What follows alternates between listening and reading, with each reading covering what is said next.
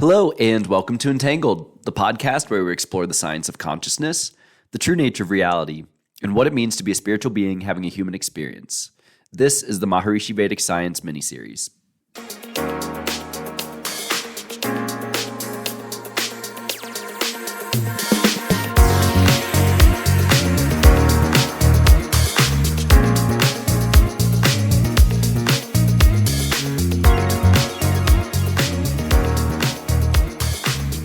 The first question you're probably asking is, what the heck is Maharishi Vedic Science?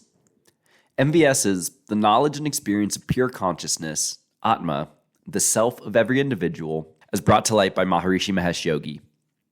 This systematic study, experience, and development of consciousness is taught at Maharishi International University, MIU, where I'm currently enrolled in a master's program, as well as other universities around the globe. Here's a clip from episode 48, the first in the MVS miniseries, with Dr. Keith Wegman expanding on the definition of Maharishi Vedic Science. Dr. Wegman runs the Consciousness and Human Potential program at MIU, where he also teaches courses in Sanskrit and Maharishi Vedic Science. Why don't we start with Maharishi Vedic Science, and what does that even mean? Yeah, it's a good question. It's the study of consciousness and human potential. People think of Vedic science, maybe they've heard of the Vedas, or they've certainly heard of the Upanishads and the Yoga Sutras and the Bhagavad Gita. These are all the literature of this ancient and continuously practiced tradition of knowledge. So the Vedic tradition in India is considered by the United Nations to be the oldest continuous tradition of knowledge in the world. That means it's been practiced in the same way essentially for a few thousand years at least, or more. And so Maharishi Vedic Science has the name Maharishi in front of it. Really in the last half of the 20th century, Maharishi Mahesh Yogi revived the core practice, the core experience of the Vedic tradition, which is this same process of the mind settling down, experiencing its own inner nature, and then expanding. And it's a personal experience. You can have that, anybody can have that experience, but it's also, there's something very universal about it, some unboundedness, some universality about it. And that's really what Maharishi kind of opened up. He emphasized that this technique that he taught, he called it transcendental meditation. It's really a form of yoga and meditation from this ancient tradition, but he called it transcendental meditation, or TM. And it's really, he started bringing out this practice as an ideal sort of antidote to the really fast and dynamic and often chaotic and stressful pace of modern life. And that was back in the 50s. So he thought, this is something I need to really teach everybody, because he noticed from the ancient tradition that there was descriptions of life as bliss, that life is really made up of bliss or ananda. And why, if that's the nature of life, why aren't people experiencing that? So this is part of the things that drove Maharishi. So he brought out this practice, and then many, many people started to learn, ultimately millions of people. And then he went further into the understanding of this Vedic tradition. So not only sort of the core technique or technology from this ancient tradition, but then the understanding of all these different aspects of Vedic literature. And that includes the fields of Ayurveda. Ayurveda is an ancient, natural, comprehensive system of healthcare. Sthapatya Veda is an ancient, natural, holistic system of architecture. The Yoga Sutras and all the practices of yoga, pranayama, and asanas, things like that. All these things are there in this tradition. So he went very deeply and sort of located the primary position of consciousness within all these practices and understandings of bodies of literature. So he, in a sense, he really revived this ancient tradition. He sort of, for centuries it had sort of been decimated or scattered because of foreign rule and invasions and stuff throughout India. All of the techniques and traditions sort of became a little more withered and sort of broken up. And so I think what Maharishi really did is to sort of revive and refresh everything from its foundation to its applied value. So it's incredible the amount of work that he did over that time, then from the 1950s up through the early 2000s.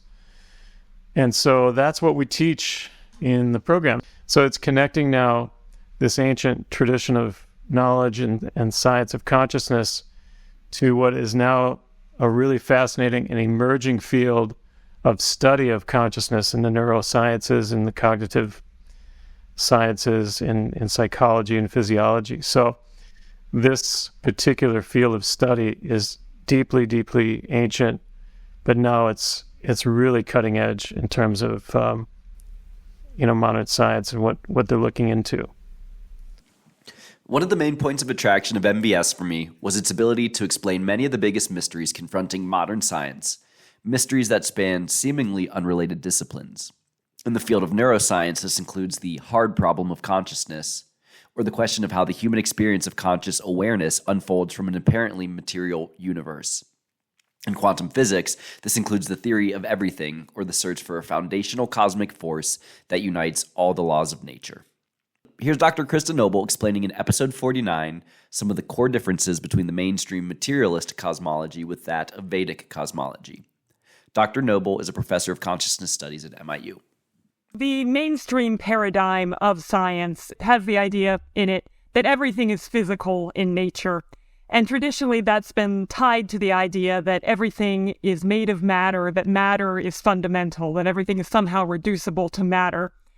Now, that view that matter is fundamental, it actually isn't even consistent with recent advances in modern physics, because we're finding that the more deeply you go into the nature of reality, even just through a sheerly physical lens, things become less and less material. We start talking about non-local fields, a unified field.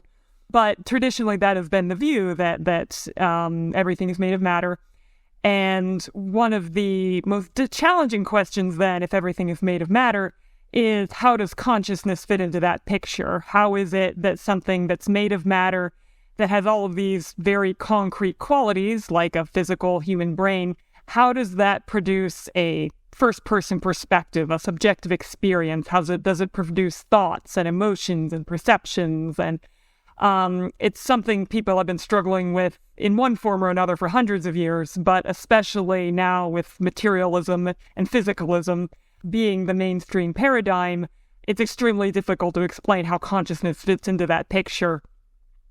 So yes, the Vedic view on this topic is that actually consciousness, intelligence in a non-local form is fundamental to reality, and that it gives rise to matter. So it's turning the whole view the other way around. From that viewpoint, matter, it's not that matter is an illusion, but matter would be seen as a way in which consciousness perceives itself, a way in which this non-local universal consciousness perceives itself. The Vedic cosmology, the claim is that that inner state of pure consciousness that anyone can reach if they have an appropriate technique is actually the same as this field of pure existence. So there's this level beyond the senses that underlies all of life, but also underlies our individual minds, our individual subjectivity. And so there's this level of unification where everything is one that's at the basis of both individual minds and the physical world. Maharishi taught that there are 7 states of consciousness accessible to human physiology, although most of us go through life only experiencing the familiar waking, sleeping, and dreaming states.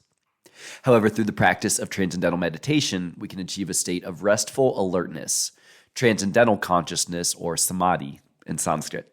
And that through the repeated integration of TC with our waking state, we can eventually achieve permanent states of enlightenment, which he described as cosmic consciousness, the 5th, God consciousness, the 6th, and unity consciousness, the 7th. Is the attainment of enlightenment our birthright? As I've examined teachings of spiritual leaders throughout the ages, Thoth, Krishna, Hermes Trismegistus, Pythagoras, Siddhartha Gautama, Jesus Christ, Shankara, Rumi, etc., I've come to recognize that they were all communicating this exact philosophy. Although many of their messages have been lost throughout the ages, misinterpreted by disciples, and obfuscated by the corrupting influences of organized religion. Here's a clip from episode 50 in which Dr. William Sands expands on the philosophy of yoga, the path to achieving the state when individual mind and cosmic mind are one. Dr. Sands is the dean of the College of Maharishi Vedic Science at MIU. Yoga is understood in the modern world as being collections of exercises, physical postures that you do on a mat in a studio perhaps, or do it at home. But yoga is much more in reality than just exercises. They're called asanas, and the breathing exercises are called pranayama. And that's how yoga is understood. Sometimes there's included some meditation of some kind, usually not very effective or not very, very useful. But that's what's considered to be yoga. But traditionally, yoga means much more than that. The Sanskrit root that it comes from is yuj, Y-U-J, and it means to unify, to bring together, to put into a state of unity. In transcendental meditation, that we experience the inner self. We experience more refined levels of the thinking process, subtler levels of the mind, and ultimately we can experience a state of pure consciousness, pure awareness, pure being, we sometimes call it, which just means consciousness alone by itself. No objects of thought, no objects of perception, nothing but pure, unbounded awareness. And that, traditionally, in the philosophy of yoga, is the state of yoga. It's the state of yoga because it's a state of complete unity. And it's a field of pure unity. But what we find is, and what we find through the regular practice of TM, is that this field of unity begins over time as the nervous system becomes more refined and more cultured and freer of stress and anxiety and all of that. It begins to show itself into our activity. When we find that from TM we become happier, we become more fulfilled, we become more alert and bright and aware, that's the integration of the inner self with our outer activity. The integration of our inner self and our outer activity is also a state of yoga. It's a state of yoga because it's a union between the inner self and outer activity. And that results ultimately in higher states of consciousness. Higher states of consciousness are states in which one experiences the unbounded, blissful, universal field of pure intelligence along with one's normal activity. So yoga is really, there's two senses of it, just to make it kind of a little simplified. There's the path of yoga, which is the asanas, the meditation, the breathing exercises, which help you to experience the state of yoga, which is the inner self and ultimately higher states of consciousness. Dr. John Hagelin is the current president of MIU and a renowned quantum physicist. Dr. Hagelin received his PhD from Harvard before conducting research at CERN, the European Center for Particle Physics, and the Stanford Linear Accelerator Center. Along the way, he began practicing TM and came to recognize that Vedic science provided the answer that had stumped the greatest physicists of the 20th and 21st century. Namely, an answer to the theory of everything, the nature of the fundamental cosmological force uniting the grand unification of the strong and electro-weak forces with gravity. In 1987, Dr. Hagelin published what I believe to be the most important paper in physics since Einstein's theories of general and special relativity. In that paper, he proposed that consciousness itself is that fundamental force, an expansion of superstring theory known as the unified field of consciousness. Since that time, he and other researchers have been at the forefront of research in quantum and astrophysics, including the exploration of the nature of dark matter. Here's PhD candidate Ken Kachedjian in episode 51 describing his views on dark matter after having spent time with the physics department on that research. So let me ask you then, what do you think is dark matter? Okay, the question that I asked Dr. Hagelin was, do you think that this dark matter could be the stuff out of which thoughts are made? And, he talked a little bit about how the subtle body is something that's discussed in many different forms of literature. Right now, what they're looking for is anomalous changes in weight gain. Now, how people interpret the results, that's different. And also, all of this is unpublished. But basically, what I think dark matter is, I came into dark matter research really excited because I read Philip Pullman's His Dark Materials.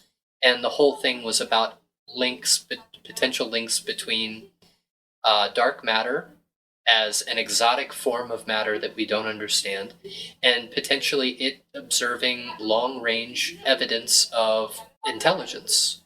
Dark matter is thought to exist in halos that surround the galaxy, and now we know that it's not uniformly distributed. And also, it's our best working theory for how, if we're traveling around the sun at a certain speed, we're traveling at, I don't know, 50, 60,000 miles per hour, something crazy like that, and we don't feel it. Our solar system is traveling at like hundreds of thousands of miles per hour around the galactic coral. With that amount of speed, by Newton's classical mechanics, two things should happen.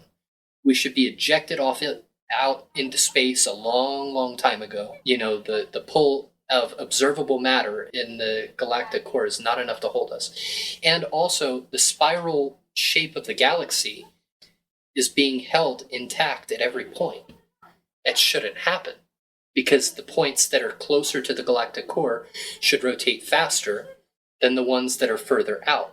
If they're rotating at the same speed, when you're farther out from the galactic core, you have to traverse more distance. So the spiral shape of the galaxy shouldn't be possible. And yet it is. So where are we then? Well, there has to be something that's managing that beyond Newton's classical mechanics. They're a product, I think, of the mid-1600s. So, science has advanced hundreds of years since that point. And we haven't talked about the reality of the world being framed in terms of physical particle states in over probably 100 years, seriously. So then where does that leave us? The physical is surprisingly non-physical. There are structures of intelligence in the universe of which we know very little, and yet are responsible for a lot of the observable empirical effects that advanced physics has witnessed. So my thought, I think it probably has to do something with the subtle body, but it'll be really interesting to see what the empirical results from the scales are, because they have built a Faraday cage. They spent many months on buoyancy analysis, just making sure that the buoyancy due to the air around the scale isn't messing with the readings. They have the room controlled within 0.5 degree Fahrenheit at all times through heating and cooling systems in the inner lab chamber and all kinds of fancy gizmos and gadgets. And that's because they know that whatever results that they publish, regardless of the claims that they make, it's cutting edge science. And so they really need to make sure that they cover all their bases. And that's where I'm at in terms of what I got excited about. And I thought it had something to do with the subtle body. The scientific research supporting field consciousness theory as a cosmological explanatory model continues to compound. We are fast approaching a tipping point in which mainstream science will be forced to acknowledge its validity and to stop dismissing the field of metaphysics as pseudoscience and parapsychology. When that finally happens, I believe the ripple effects will profoundly impact every discipline of science and every aspect of human society, not the least of which will be our understanding of the true nature of death. Here's my classmate Kendra Wilson in episode 52 discussing her goal to prove that consciousness persists after death, a goal I'm confident she'll achieve in this lifetime. Yeah, I've been really passionate about finding a way to measure consciousness. And at MIU, they do have great tools for that. Dr. John Hagelin, he said that they have a high-powered scale, and that might be one of the things that I'm interested in. And I think just proving that death doesn't exist, I think that could create world peace in people, because so many times people have fear based around death and it's completely subconscious. Like there's so many people who don't do things on the day-to-day basis because of this underlying fear that they have, and they might not even be consciously aware of it. So I think that being able to prove that consciousness exists beyond death, I think that would create a level of peace within humanity that would just have a beautiful ripple effect around the world. I would love to be the one to research that. And if somebody copies me, that's even better, because I just want it to be out there. And I've been really passionate about people who've had near-death experiences and just hearing their stories. I love Dr. Raymond Moody. He's one of my favorites. He's on Gaia, and he has a book called Life After Life. He's an MD, PhD, and he debunks a lot of the ideas of like, well, maybe it's just oxygen deprivation. But it's like, well, why are the doctors witnessing their life story? Or why are the doctors seeing things and having experiences? And they've also had instances where people have been getting a brain scan due to seizures, and during as an EEG brain scan, they die, but then they come back and then they have this experience, and it's like, well, their brain was dead too. It wasn't just their heart. It wasn't just oxygen. So I think there's a lot more to near-death experiences, and I'm super interested. I'm always open to hear stories, and they just kind of come to me in divine right timing. And I would love to do research in that field of proving that consciousness exists after death. And a lot of times people say they actually become more conscious, like there's a super consciousness that occurs and there's no time or space. The relationship between consciousness, time, and space is a fascinating one that has inspired the curiosity of philosophers for thousands of years.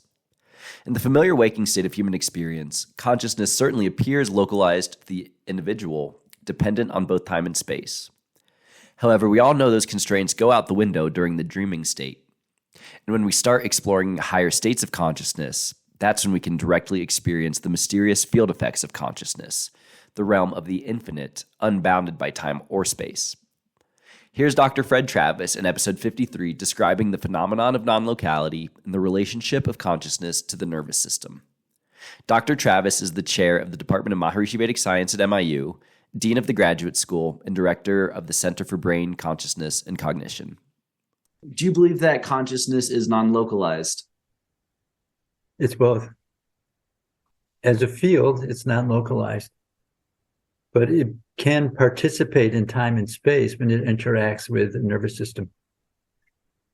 The analogy I like to give in my classes, you have the sun, that's like pure consciousness, which just exists. It's shining all 360 by itself. And then you have different reflections off of iron and earth and water and oil and so on. And the reflection is made up of two things. Reflection is made up of the qualities of the object of the reflector and the sun. And I see that's who we are. We are that field of consciousness. We're not our body, we're not our age, we're not our sex, we're not our education or anything, but we are that lively field of creativity that wakes us up every morning. And what that does, it interacts with the physiology, the reflector, and we get individual experience. So yes, consciousness can be located in the functioning of an individual. And that individual, through transcending, can actually experience their basis in the sun, in pure consciousness. And then they can appreciate this full range of who they are.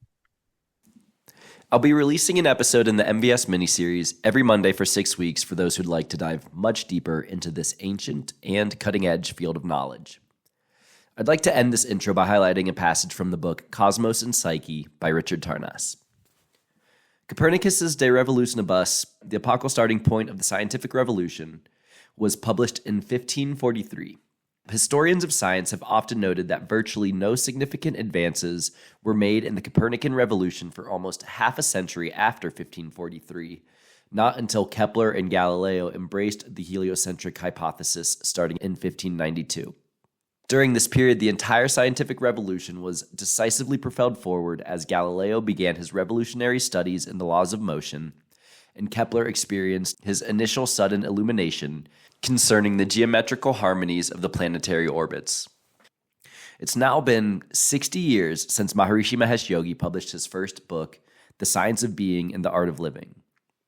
While most of the scientific community has failed to recognize the significance of his theories, the researchers at MIU and those of the metaphysics community more broadly have been diligently testing the hypotheses of Vedic science. The quantity and quality of research now supporting field consciousness theory is incredible, and I suspect the validity of a consciousness-based cosmology will soon be accepted by the mainstream as a self-evident truth. When that happens, the scientific and societal transformation it drives will be as significant as the one experienced when humanity moved from the geocentric to the heliocentric model of the solar system. Finally, I'll leave you all with some words of wisdom from Maharishi Mahesh Yogi. Jai Guru Dev. Science of creative intelligence is a systematized knowledge for opening our awareness to the center of creative intelligence. And as we know, all the energy and intelligence that we display in our action comes from thought. Thought comes from deep within us, we may call it. It comes from some source of thought. So that source of thought is the center of creative intelligence. And once we open our mind to that and open our awareness to that, we are sure to draw any amount of intelligence and energy to be displayed in all our fields of interest in active life. So science of creative intelligence mainly takes the awareness to that source of creative intelligence within the individual.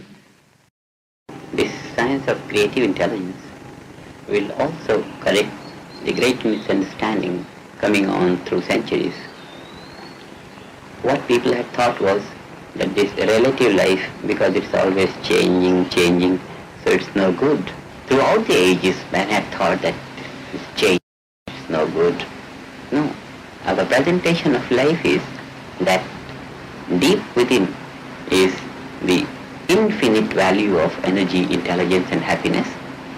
Bringing our awareness to that, one feels fulfilled. This fulfillment is then radiated in all the waves of thinking, speaking, action and all. So the surface doesn't have to be ignored for the depth. Because the value of the depth is to support the value of the surface. The value of the surface is to bring out the value of the depth.